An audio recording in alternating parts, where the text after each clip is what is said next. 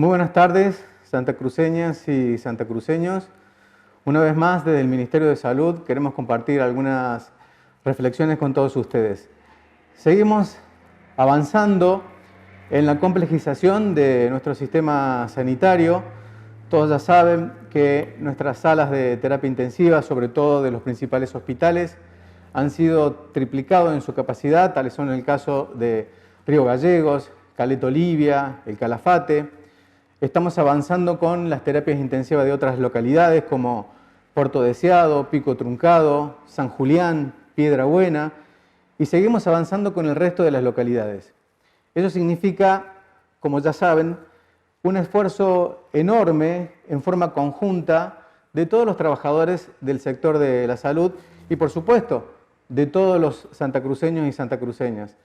Hemos convocado profesionales en todas las áreas, médicos, enfermeros, kinesiólogos de otras provincias, inclusive de otras naciones, de Cuba, de Venezuela, de Bolivia. Es decir, seguimos avanzando en el abordaje integral de esta pandemia.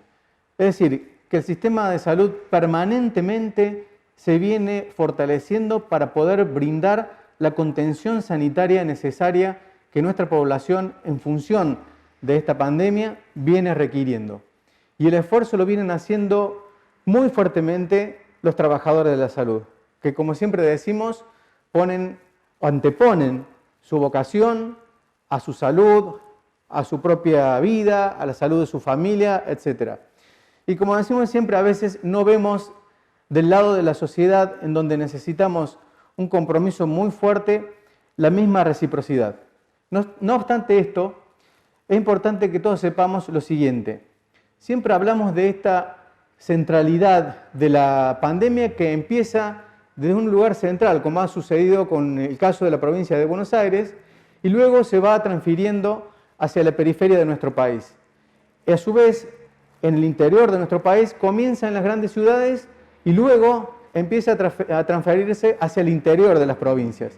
La misma situación ha ocurrido acá en Santa Cruz, como viene ocurriendo en todo el país.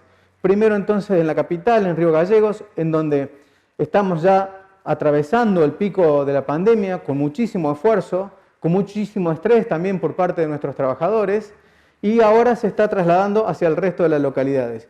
Tal es así que estamos teniendo un pico o un brote o una curva de contagio muy ascendente en toda la zona norte. Y por eso siempre queremos reforzar en ese sentido. Hacemos el máximo esfuerzo desde el sistema de salud, junto a todos los trabajadores de la salud.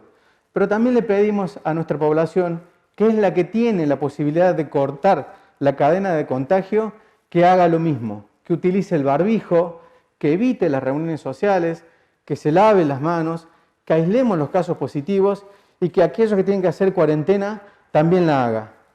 Esta evolución de la pandemia posibilita que lentamente, pero muy lentamente, empecemos a pensar en volver a una vida normal, al menos lo más cercana posible a lo que teníamos antes.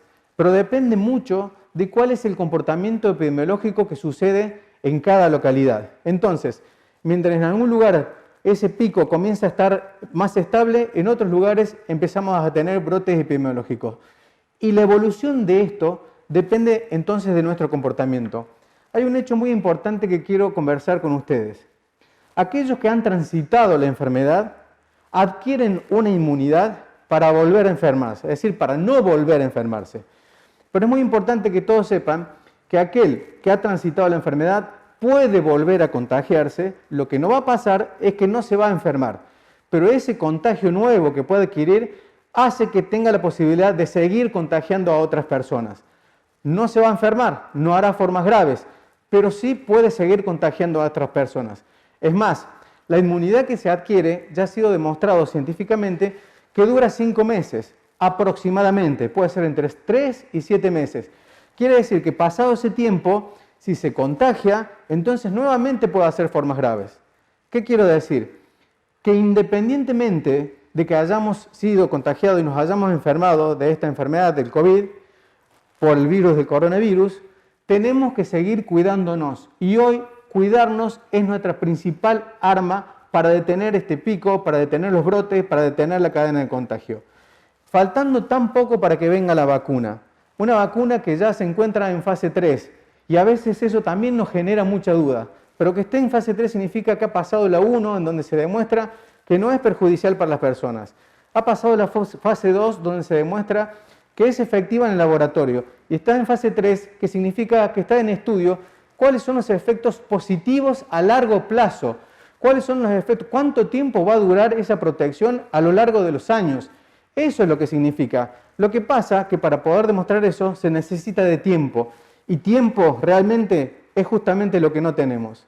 Entonces, faltando tan poco para que tengamos la vacuna y que de alguna manera podamos controlar efectivamente la pandemia, sigamos cuidándonos. Cortemos con el contagio y empecemos a contagiar otra cosa. Contagiemos responsabilidad, contagiemos compromiso, contagiemos solidaridad, contagiemos amor y cuidemos sobre todo a nuestros adultos mayores. Les mando un abrazo.